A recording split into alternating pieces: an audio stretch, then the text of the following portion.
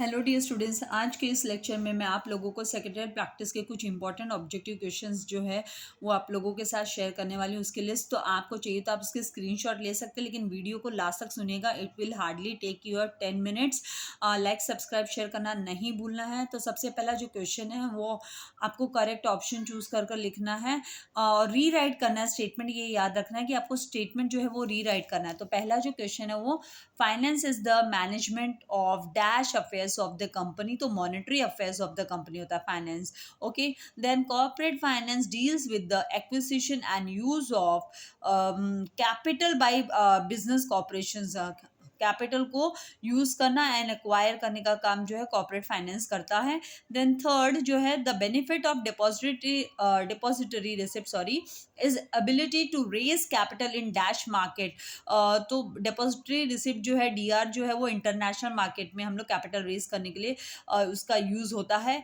Under dash method issue of shares is based on bidding book bidding में then book building में then in dash shares of company are offer to the public for first time. Initial public offer में company जो है public को shares offer करती है कि भी आपको अगर शेयर्स खरीदना है, आपको बाय करना है तो आप शेयर्स बाय कर सकते हैं। आईपीओ निकल कर आता है कंपनी का, फर्स्ट टाइम पब्लिक ऑफर देती है कंपनी उसमें। इसके बाद का जो भी ऑफर होता है उसको फॉलो अप पब्लिक ऑफर होता है, that is FPO, follow up public offer. Then six one है dash is offer to existing equity share holders. Existing जो इक्विटी होल्डर्स रहते हैं, शेयर होल्डर्स होते हैं, उनको राइट इशू जो है वो ऑफर किए जाते हैं। Then secured debentures must be redeemed with in dash from the date of its issue. तो 10 years, with in 10 years secured debentures को रिडीम किया जाना चाहिए डेट ऑफ इशू से लेकर, और 10 years जब कंप्लीट हो जाता है। Then debenture certificate must be issued with in dash of allotment. Debentures एक बार अलॉट करने के 6 months में जो है वो डिबेंचर सर्टिफिकेट जो है इशू की जानी चाहिए डिबेंचर होल्डर को। The contract between company and debenture trustees of companies is called as. जो कॉन्ट्रैक्ट बनता है वो डीड जो होता है उसे डिबेंचर ट्रस्ट डीड बोला जाता है। ट्रस्टीज के बीच में एंड कंपनी के बीच में जो कॉन्ट्रैक्ट बनता है। Now deposits can be accepted for a minimum 6 month and maximum for 36 months। 36 month के लिए मैक्सिमम 36 months का पीरियड होता है। Then company issues dash to invite the members to subscribe for its deposit scheme. Deposit scheme को जो है वो subscribe करने के लिए कंपनी लोगों को सर्कुलर इशू करती है इनवाइट करने के लिए कि भी आप लोग आ जाइए, आप इंटरेस्टेड है तो आप जो है डिपॉजिट जो है वो परचेस कर सकते हैं। नाउ नेक्स्ट जो है 12th one, return of deposit must be filed every year on or before 30th June. 30th जून से पहले, on or before 30th June return of deposit जो है वो फाइल किया जाता है। Then secretarial correspondence with members should be prompt and precise होना चाहिए। Debentures repayable after a certain period are redeemable debenture, क्योंकि रीपे कर रहे हैं मतलब वो रिडीमेबल डिबेंचर्स होंगे। The rate of interest payable on debentures is fixed, उस पर फिक्स्ड रेट ऑफ इंटरेस्ट होता है। Depositors are dash of a company. तो डिपॉजिटर्स जो होते हैं वो क्रेडिटर्स होते हैं कंपनी के।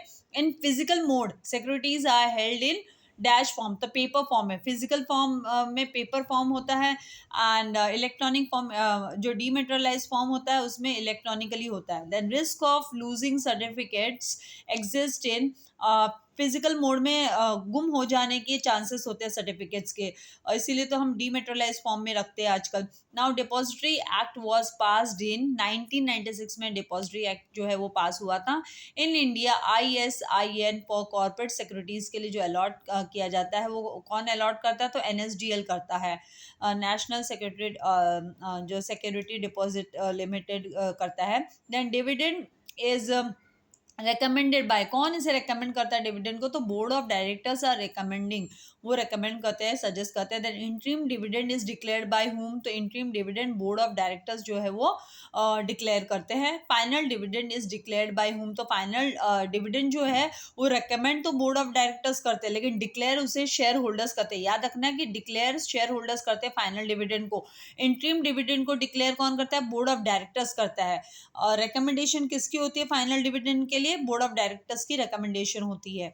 Then dividend can not be declared out of capital में से हम डिविडेंड डिक्लेयर नहीं करते. प्रॉफिट एंड रिजर्व्स में से किया जाता है, बट कैपिटल में से नहीं होता है.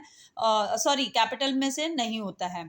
Then payment of dash dividend must be authorized by articles of association. The payment of interim dividend must be authorized by articles of association. Money market is a market for lending and borrowing of funds for short period के लिए होता है. Long term period के लिए, ये economics में भी हमने पढ़ा है, लॉन्ग पीरियड के लिए जो है वो कैपिटल मार्केट का यूज होता है लॉन्ग पीरियड के लिए.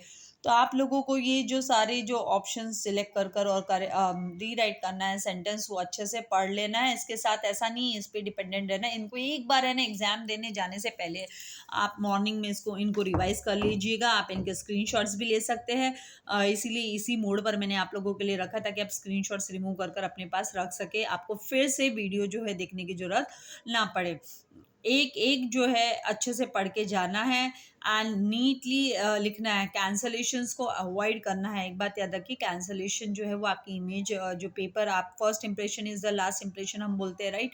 एंड टाइम मैनेजमेंट के साथ इस वीडियो के लास्ट में फिर से मैंने टाइम मैनेजमेंट का टाइम टेबल जो है वो डाला है कि आपको कैसे मैनेज करना है अपना टाइम. 15 मिनट्स जो है वो आपको ऑब्जेक्टिव्स के लिए देने हैं, तो उसको भी इसलिए वीडियो को लास्ट तक देखिएगा.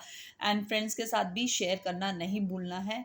ज़्यादा टाइम लेना नहीं है आप लोगों का, बट स्टिल सारी जो इंस्ट्रक्शंस एक बार फिर से आप लोगों को मिल जाते हैं तो फिर आप लोगों के माइंड में फिट रहता है कि हाँ ओके, हमें सेंटेंस क्वेश्चंस केयरफुली पढ़ना है और रीराइट कर कर सेंटेंस लिखना है. नाउ मैच द पेयर्स है जिसमें group A and group B दिया है. तो यहाँ पर एडीआर है, bonus shares, bonus issue, sorry, fix capital, credit rating, equity share capital दिया है. ग्रुप बी में जो है आपको fix assets, CRISIL, then issue to existing equity share holders, fix liabilities offer to existing employees, venture capital USA, safe capital Japan and MCA. तो जो ADR होता है वो यूएसए के लिए हम यूज़ करते हैं, यूएसए में यूज़ किया जाता है उसका. देन बोनस इशू जो है issue to existing equity share holders. Fix capital जो है वो फिक्स एसेट्स होता है कंपनी का. Fix capital is the fix assets of the company, जबकि वर्किंग कैपिटल जो होता है वो करंट एसेट होता है कंपनी का. देन क्रेडिट रेटिंग कौन देता है? तो क्रिसिल, CRISIL, क्रिसिल्स जो है वो क्रेडिट रेटिंग देते हैं. देन इक्विटी, नेक्स्ट जो है debenture, debentures, then FPO, then working capital, then final dividend, then preferential capital. Group B में भी आपको दिया हुआ है तो उसके अकॉर्डिंगली आपको डिबेंचर सर्टिफिकेट के लिए आपको instrument of dept, it is nothing but instrument of dept. FPO जो है, FPO any issue after first time, मैंने आपसे बोला था आफ्टर फर्स्ट टाइम जो पब्लिक ऑफर है उसके बाद जो भी नया ऑफर आता है public offer, that is follow up public offer, वो होता है एफपीओ. वर्किंग कैपिटल अभी जस्ट हमने डिस्कस किया. सम of the current assets, final dividend, dividend declared by the board, dividend is decided by board, recommended by board and declared by the members. And preference share capital जो होता है वो safe capital होता है. और इसे safe capital क्यों बोलते हैं हमें पता ही है. इसका डिस्टिंग्विश बिटवीन भी equity share capital as well as preference share capital का आपको डिस्टिंग्विश बिटवीन भी अच्छे से कर लेना है.